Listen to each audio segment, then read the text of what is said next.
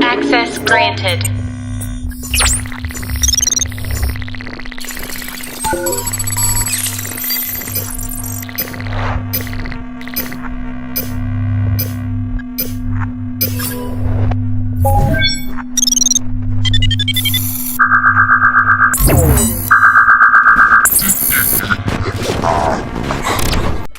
Assalamualaikum warahmatullahi wabarakatuh.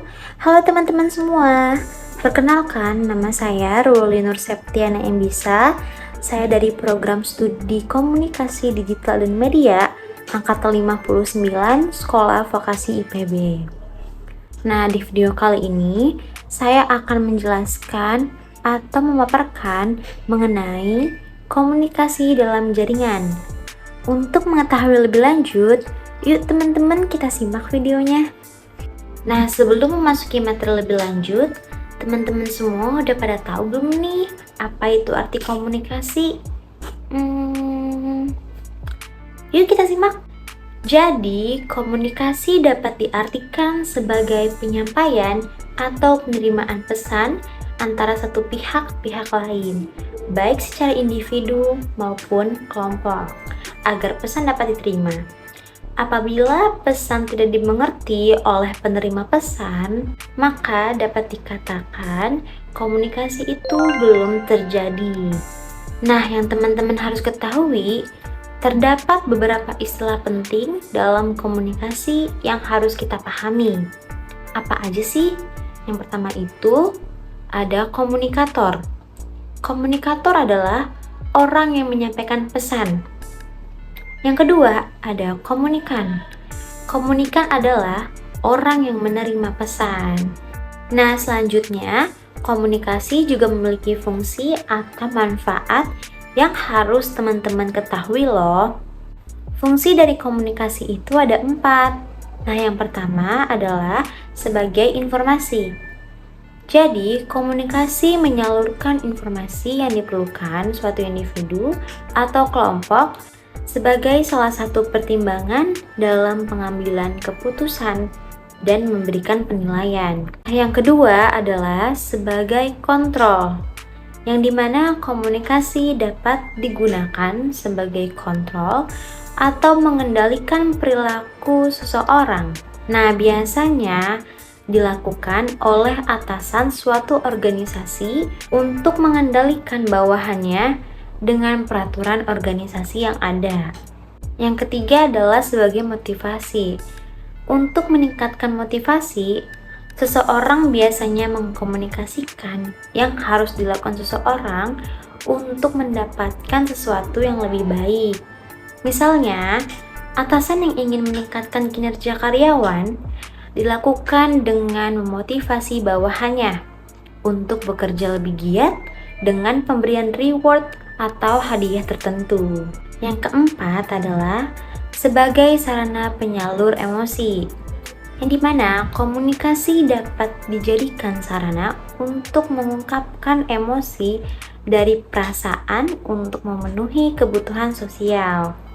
Tidak hanya melalui komunikasi dua orang saja, penyaluran emosi bahkan dapat disampaikan dalam suatu komunitas sebagai wujud dari interaksi sosial tersebut.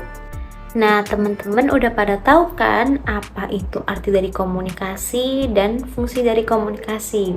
Selanjutnya, kita akan membahas mengenai komunikasi dalam jaringan.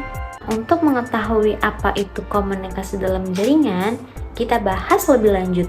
Komunikasi dalam jaringan atau komunikasi daring adalah salah satu bentuk komunikasi yang menggunakan jaringan internet untuk menyampaikan dan menerima pesan. Jadi, komunikasi melalui internet ini terjadi di dunia maya atau bahasa lainnya adalah cyberspace. Di era sekarang ini bukan lagi menjadi hal yang sulit untuk berkomunikasi melalui internet. Mengingat pengguna teknologi yang semakin banyak, bahkan dapat dikatakan tidak ada orang yang tidak menggunakan internet.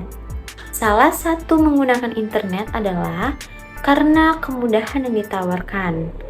Komunikasi dapat dilakukan di mana saja dan kapan saja.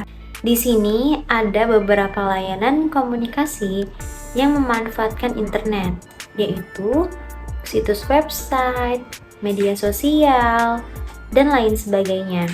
Selanjutnya, kita akan membahas mengenai jenis-jenis dari komunikasi dalam jaringan atau yang sering kita sebut dengan komunikasi daring. Jenis komunikasi daring adalah yang pertama, komunikasi daring sinkron atau serempak. Jadi, komunikasi daring sinkron adalah komunikasi dengan fasilitas berupa komputer dan terjadi secara serempak atau real time, atau yang sering kita sebut pada saat itu juga. Contoh dari komunikasi daring sinkron. Yang pertama, text chat. Text chat atau pesan teks diartikan sebagai suatu fitur atau aplikasi untuk berkomunikasi dalam bentuk pesan teks kepada sesama pengguna fitur tersebut yang sama-sama terhubung ke internet. Jadi, pengguna akan mengirim pesan teks kepada orang lain yang sedang online. Kemudian orang lain tersebut membalas dengan cara yang sama atau juga berupa pesan teks.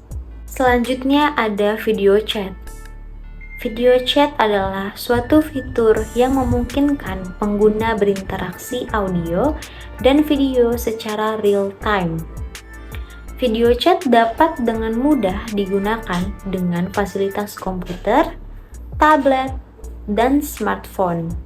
Untuk saat ini, pengguna video chat atau biasa disebut video call tidak hanya point to point atau satu-satu, tetapi juga dapat dilakukan secara multiple atau satu ke banyak atau banyak ke banyak. Nah, selanjutnya adalah jenis komunikasi daring asinkron atau tidak serempak. Yang dimana komunikasi daring asinkron adalah komunikasi dengan media komputer tetapi tidak dilakukan secara real time. Jadi, komunikasi daring ini tidak mengharuskan kedua pihak yang sedang berkomunikasi online atau berhubungan di waktu yang bersamaan. Nah, contoh dari komunikasi daring asinkron ini adalah email, forum online, blog, dan lain sebagainya.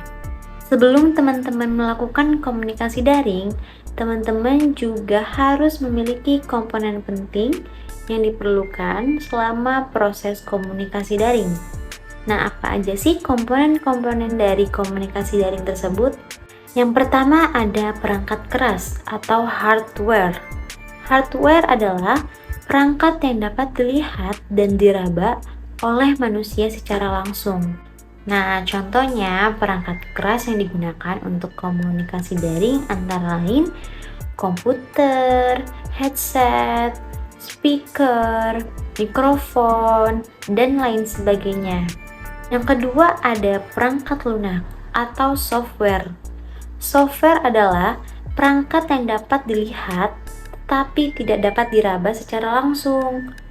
Nah, software ini berupa program atau aplikasi yang berfungsi melakukan tugas tertentu yang diinginkan pengguna sebagai jembatan antara hardware dengan brainware.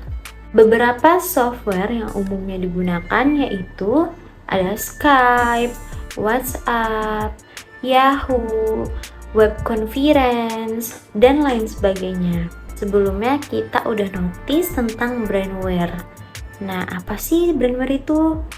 Brainware adalah orang yang mengoperasikan hardware dan software untuk melakukan komunikasi dalam jaringan. Dari tadi kita sudah membahas mengenai arti dari komunikasi dalam jaringan, jenis-jenis komunikasi dalam jaringan, komponen-komponen dalam komunikasi jaringan, serta fungsi dari komunikasi dalam jaringan. Nah, tapi teman-teman, kayaknya kita melewatkan sesuatu yang sangat penting nih. Bentar ya, aku pikir-pikir dulu. Iya, ternyata kita ngelewatin tujuan dari komunikasi dalam jaringan. Nah, yuk kita bahas apa aja sih tujuan dari komunikasi dalam jaringan. Jadi yang pertama adalah dapat mengirim data dalam jumlah besar secara efisien dan ekonomis, serta mampu meminimalisir terjadinya suatu kesalahan.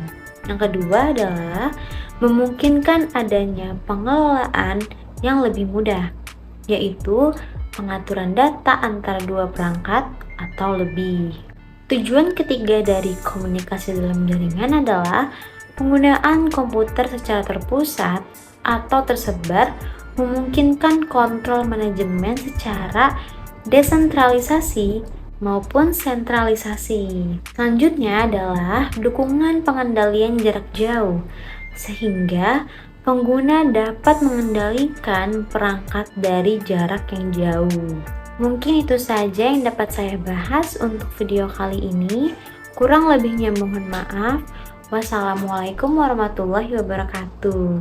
Terima kasih.